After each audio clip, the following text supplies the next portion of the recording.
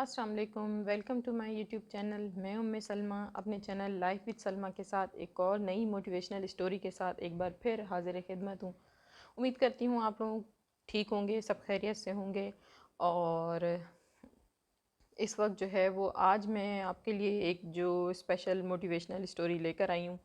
एक 15 साला बच्चे की कहानी है जो कि ना कभी स्कूल जा सका, जिसके पास कोई स्पेशल तालीम नहीं है और जिसका कोई स्पेशल बैकग्राउंड नहीं है, बहुत ही गरीब घराने से ताल्लुक़ रखने वाले बच्चे की स्टोरी।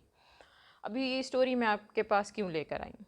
ये मोटिवेशनल स्टोरी जो है आप लोगों को सुनाने का मकसद ये है कि हम में से बहुत सारे लोग जो है वो ये समझते हैं कि अगर ज़िंदगी में उनको कामयाब होना है तो उनके पास स्पेशल कोई स्किल्स होनी चाहिए, या शायद जो लोग कामयाब होते हैं उनके पास कोई बहुत ज़्यादा स्पेशल स्किल्स होते हैं, या उनके पास बहुत ज़्यादा कोई तालीम होती है, या उनका बैकग्राउंड कोई बहुत ज़्यादा अच्छा होता है तो वो ज़िंदगी में कामयाब हो सकते हैं। और कोई गरीब जो बच्चा हो या कोई गरीब बंदा हो तो उसके लिए जो है वो मुश्किल काम है शायद कि हाँ जी वो ज़िंदगी में कभी कामयाबी हासिल कर सके। तो ऐसा बिल्कुल नहीं है।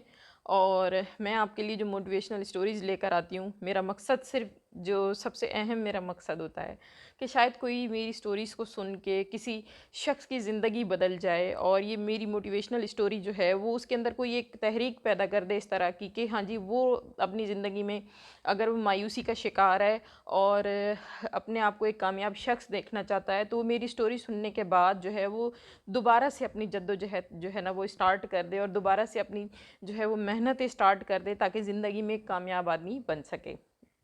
तो आएँ जी शुरू करते हैं आज की स्टोरी। एक बच्चे की जिसका ना कोई बैकग्राउंड था, ना कोई स्पेशल तालीम थी, और ना ही उसके पास कोई स्पेशल इन्वेस्टमेंट थी। 15 साल का ये बच्चा, इसने अपना पहला काम शुरू किया एक दुकान पर। एज ए हेल्पर इसने काम स्टार्ट किया।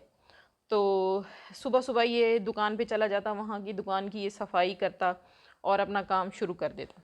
तो 15 साल की उम्र में ये मतलब इसने आप समझे कि ये शॉप में एज ए हेल्पर इसने काम स्टार्ट किया। वहाँ इसने 2-3 साल काम किया, और उसके बाद इसने अपनी पहली जॉब, प्रॉपर जॉब एक जो इसने स्टार्ट की, वो इसने एक फैक्ट्री में ये जाके मुलाजिम हुआ। एक इलेक्ट्रिक की फैक्ट्री थी, इलेक्ट्रिक इक्विपमेंट्स बनाने की, स्विच या आप कह लें कि ये इस तरह की छोटी मोटी चीज़ें बनाने की एक फैक्ट्री थी जहाँ इसने अपनी मुलाजमत स्टार्ट की।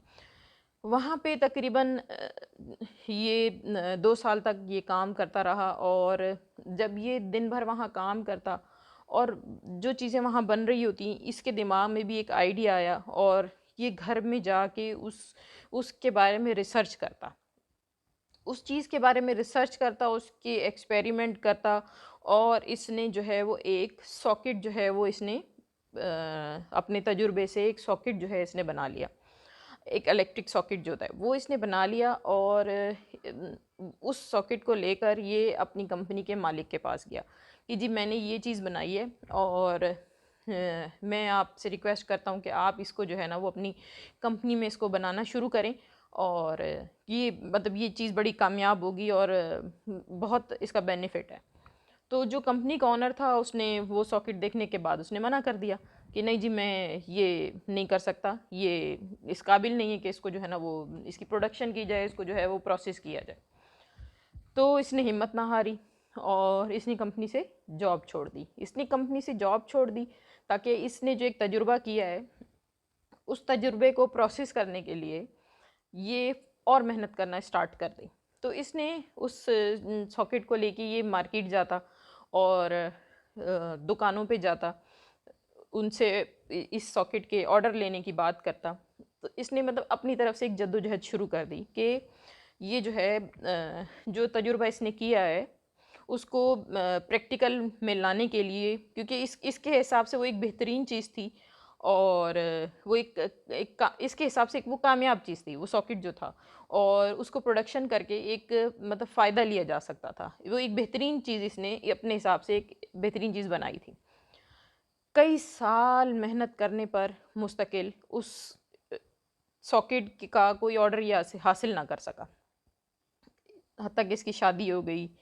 ये अपनी बीवी और भाई के साथ मिलकर मुस्तकिल उसको सेल करने की कोशिश करता रहा, कुछ पीसेस बना कर के भाई उसका कोई ऑर्डर मिल जाए, और जो तजुर्बा इसने किया है उसका कोई रिज़ल्ट ये जो है वो प्रॉपर रिज़ल्ट आ सके। और इसने जो चीज़ इन्वेंट की है, हालांकि ना कोई तालीम थी और ना ही उस बेचारे के पास कोई इन्वेस्टमेंट थी, लेकिन वो कोशिश कर रहा था कि भाई मैंने जो चीज़ इन्वेंट की है मेरे हिसाब से ये बहुत बेनिफिशियल है, तो इसको मैं मार्केट में लॉन्चिंग कराऊँ, इसकी कोई कंपनी इसका मुझे ऑर्डर दे दे।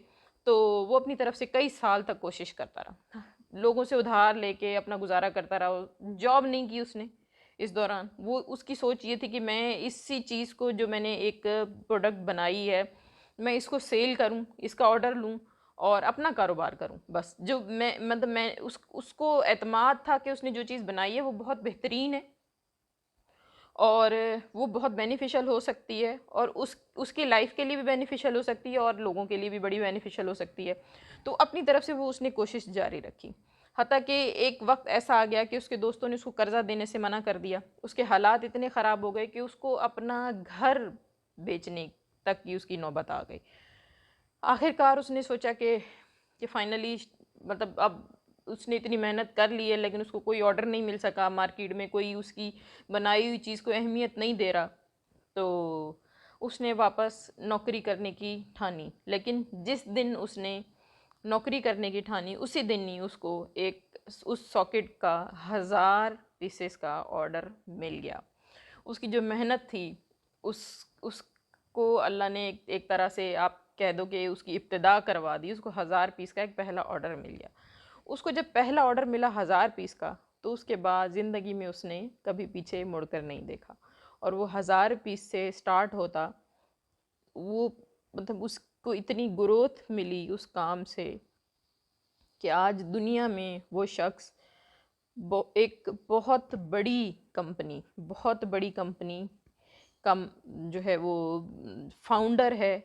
और आप सब ने सुना ही होगा उस कंपनी का नाम, क्योंकि पूरी दुनिया में वो कंपनी मशहूर है अपनी इलेक्ट्रॉनिक प्रोडक्ट्स की वजह से। पैनासोनिक का मालिक, पूरी दुनिया में ही उस कंपनी का नाम मशहूर है। और यकीनन आपने भी सुना होगा, हर शख्स को पता है इलेक्ट्रॉनिक्स की कंपनीज़ में उस कंपनी का एक बहुत बड़ा नाम है। ये शख्स है जी, जापान की पैनासोनिक कंपनी का फाउंडर कोनोसके इसका नाम है। और पूरी दुनिया इसको जो है वो जानती है, फाउंडर ऑफ पैनासोनिक कंपनी। तो ये स्टोरी जब मैंने सुनी, मैंने इस पर रिसर्च की, तो मुझे लगा कि इसकी ज़िंदगी की जो एक जद्दोजहद है और इतने साल मेहनत करने के बाद जो उसको कामयाबी मिली, आज दुनिया में उस शख्स का नाम जो है वो बहुत जाना माना नाम है उस बंदे का, बहुत मशहूर आदमी है वो, और एक इतनी बड़ी कंपनी का फाउंडर है। तो मैंने सोचा कि इसकी स्टोरी आप लोगों से शेयर की जानी चाहिए, ताकि आप लोगों को पता चले कि किसी भी काम को, अगर आप अपना कारोबार करना चाहते हैं, अगर आप किसी भी चीज़ को स्टार्ट करना चाहते हैं, कोई तजुर्बा करना चाहते हैं, तो उसमें ये ना सोचें कि हाँ जी हमारे पास तालीम नहीं है, हमारे पास डिग्री नहीं है, हमारे पास इन्वेस्टमेंट नहीं है, और कैसे हमें जो है ना इस काम में तरक्की मिलेगी। अपने ख्वाब को, अपने शौक़ को पर ज़रूर मेहनत करें, ज़रूर जद्दोजहद करें उसके ऊपर। और जब आप एक चीज़ पे लग के मेहनत करते हो तो उसका जो रिज़ल्ट होता है वो अल्लाह ताला आपको ज़रूर देता है। तो उम्मीद करती हूँ आपको मेरी आज की स्टोरी पसंद आई होगी। इंशाल्लाह ताला नेक्स्ट वीडियो में आपके साथ एक बार दोबारा मुलाकात होगी।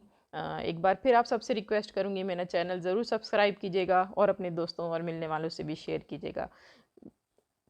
अब तक के लिए अल्लाह हाफ़िज़।